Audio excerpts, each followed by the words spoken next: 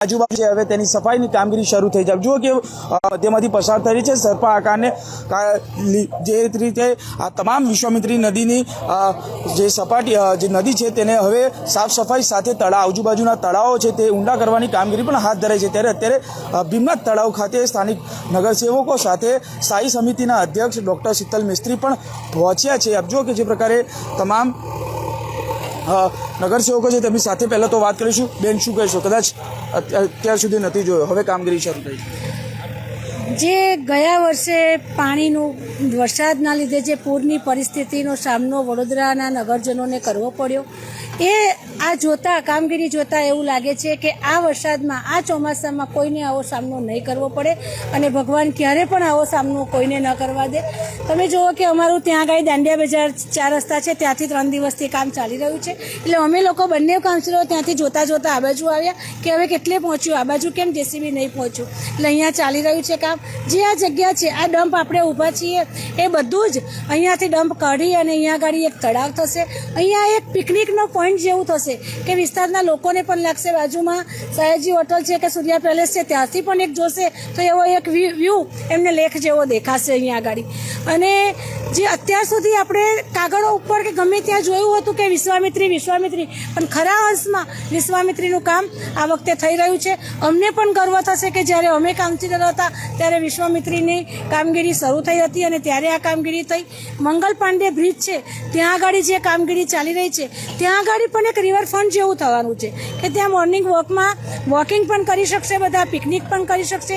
અને અહીંયા આગળ પણ એવો એક સી આકારમાં એવો બનાવવામાં આવશે કે આ બાજુ મગરો હશે, અહીંયા આગળ પિકનિક કરી શકશે બધા।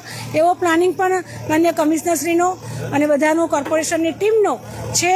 એટલે બહુ જ ઐતિહાસિક વિશ્વામિત્રી જોવા મળશે। બિલકુલ ઐતિહાસિક વિશ્વામિત્રી જોવા મળશે। જ્યોતિબેન, શું કહેશો? આપ પણ અહીંયા પહોંચ્યા છો, પહેલી વાર જોયું છે કે આ તળાવની સાફ સફાઈ થઈ રહી છે। ખરેખર આટલા ટાઈમથી જે વિશ્વામિત્રીના શુદ્ધિકરણની વાત ચાલતી હતી, પણ અત્યારે કમિશનર સાહેબનું કામ એવું સરાહનીય થઈ રહ્યું છે કે ખરેખર વિશ્વામિત્રી અત્યારે સાફ થઈ રહી છે એવું લાગી રહ્યું છે। કારણ કે હું અત્યારે સ્પોટ પર ઊભી છું, ભીમનાથ મહાદેવ છે એની પાછળ તળાવ છે, ત્યાં આગળ અમારો પરશુરામ ભટ્ટો છે અને હું બરાબર બાજુમાં દર્શનમાં રહું છું। તો લાસ્ટ ટાઈમ જ્યારે પૂર આવ્યું ત્યારે બહુ જ ઘણા લોકોને નુકસાન થયું છે, એ લોકોના ઘર આખા ડૂબી ગયા હતા। એટલીસ્ટ આ કામ થશે તો એ લોકોને જે પૈસાથી અને માનસિક રીતે જે નુકસાન થયું છે એ તો એટલીસ્ટ નહીં થાય। કારણ કે અત્યારે જે કામ ચાલી રહ્યું છે અને 6-7 મહિના તો અમારી હજી ટર્મ છે, એ પહેલાં તો પૂરું પણ થઈ જશે। એટલે અમને પ્રાઉડ ફીલ થશે કે આપણા ટર્મમાં કંઈક સારું કામ આપણે આપીને ગયા છે પબ્લિકને। થેન્ક યુ, આભાર।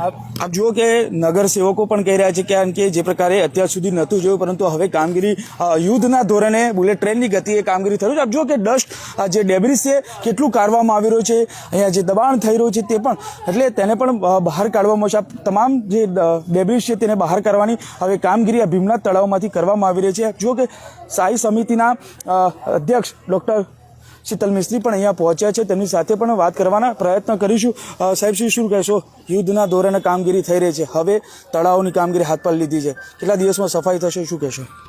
પ્રી મોન્સૂન કામગીરીમાં કાંસોની સફાઈ કરવી, નદીનું વાઇડનિંગ, ડીસિલ્ટિંગ, જંગલ કટિંગ કરવું, એવી જ રીતે જે જૂના પુરાયેલા તળાવ છે એ પણ ધ્યાને આવે તો એને પણ ઊંડા કરવાની કામગીરી કોર્પોરેશન દ્વારા કરવામાં આવી રહી છે। એવી જ રીતે અલગ અલગ એરિયામાં રિચાર્જિંગ વેલ બનાવવા, બોરિંગ કરી અને વોટર ફ્લડિંગમાં રાહત મળે એ દિશામાં કામગીરી થઈ રહી છે। આજવા પ્રતાપપુરા સરોવર પણ ઊંડા કરવાની કામગીરી ચાલી રહી છે। રામનાથ તળાવ, વાંસ તળાવ, એવી રીતે આજે આ જામવાડી તળાવ છે પરશુરામ ભઠ્ઠા પાસે, એની ડિસિલ્ટિંગની કામગીરી કરવામાં આવી છે। અધિકારીઓને સૂચિત કરવામાં આવ્યા છે કે જૂના નકશા પ્રમાણે ડિમાર્કેશન કરી અને ડિસિલ્ટિંગ અને સાથે સાથે કન્સ્ટ્રક્શન ડેબ્રિસથી લગભગ 60% જેટલી કેપેસિટી ઓછી થઈ ગઈ છે, એનું ખોદકામ કરી અને વોટર બોડીને પૂર્વ સ્થિતિમાં લાવવામાં આવે, જેથી કરીને આજુબાજુના એરિયાનું જે વોટર લોગિંગ થાય છે એમાં ડ્રેન થાય। તળાવ વિશ્વામિત્રી નદીના કિનારે છે, ભવિષ્યમાં એને વિશ્વામિત્રી જોડે કનેક્ટ કરી શકાય કે કેમ તે માટે ટેકનિકલ એનાલિસિસ કરવાની પણ સૂચના આપેલી છે। અને ભવિષ્યમાં નક્કી કરીશું કે ફેન્સિંગ કરી અને કોઈક વોટર બોડી ખૂબ આકર્ષક બને અને આજુબાજુના લોકો માટે એક રિક્રિએશનલ કે રિલેક્સ થવાની જગ્યા બને।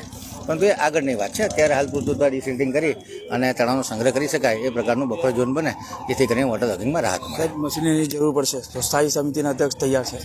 હા, તો કોઈ પણ મશીનરીની જરૂર હોય તો જે કંઈ ઇજારા મંજૂર કરવાના છે અમે કરીએ જ છીએ. અને આ વડોદરા શહેરનો પ્રાણ પ્રશ્ન છે વોટર લોગિંગ અને વોટર ફ્લડિંગ. આવનારા 100 દિવસમાં યુદ્ધના ધોરણે કામગીરી કરી અને તમામ અધિકારીઓ ખડા પગે યુદ્ધના ધોરણે આ તમામ એજન્સીઓ પાસે દિલો જાનથી કામ કરી રહ્યા છે, વ્યવસ્થિત મોનિટરિંગ કરી રહ્યા છે. તમામ ગાઈડલાઇન, એન્વાયરમેન્ટની ગાઈડલાઇન હોય કે પોલ્યુશનની ગાઈડલાઇન હોય કે વાઇલ્ડલાઇફની ગાઈડલાઇન હોય એનું પણ પાલન કરી રહ્યા છે. અને એક આખું વડોદરા શહેરનો તમામ અધિકારીગણ એક ગિયર્ડ અપ છે અને યુદ્ધના ધોરણે કામગીરી કરવા માટે કટિબદ્ધ છે અને એના માટે પ્રામાણિક પ્રયત્ન પણ થઈ રહ્યા છે. બિલકુલ પ્રમાણિક પ્રયત્નો થઈ રહ્યા છે અને આપ જુઓ કે જે પ્રકારે હવે આ કામગીરી યુદ્ધના ધોરણે થઈ છે. અધિકારીઓ સાથે પાલિકાના કમિશનર જે દિલીપ રાણા છે તે યુદ્ધના ધોરણે કામગીરી કરી રહ્યા છે. અને હા, જે તળાવ છે 10 થી 15 દિવસમાં સફાઈ કરવાની કામગીરી છે અને તેના લીધે જ આજે નિરીક્ષણ કરવામાં આવ્યું છે. અને આપ જુઓ સ્થાયી સમિતિના અધ્યક્ષ સાથે નગરસેવકો સહિત તમામ આપ જુઓ કે જે પ્રકારે હવે યુદ્ધના ધોરણે પહેલાં તો આ ડસ્ટ હટાવવાની જે કામગીરી છે, એટલે કે કચરો બહાર કાઢવાની કામગીરી છે ને ત્યારબાદ જે ડેબ્રિસ છે તે પણ હટાવવાની કામગીરી હાથ ધરવામાં આવશે. ત્યારે હવે 10 થી 15 દિવસમાં આ કામગીરી છે તે પૂર્ણ કરવામાં આવશે.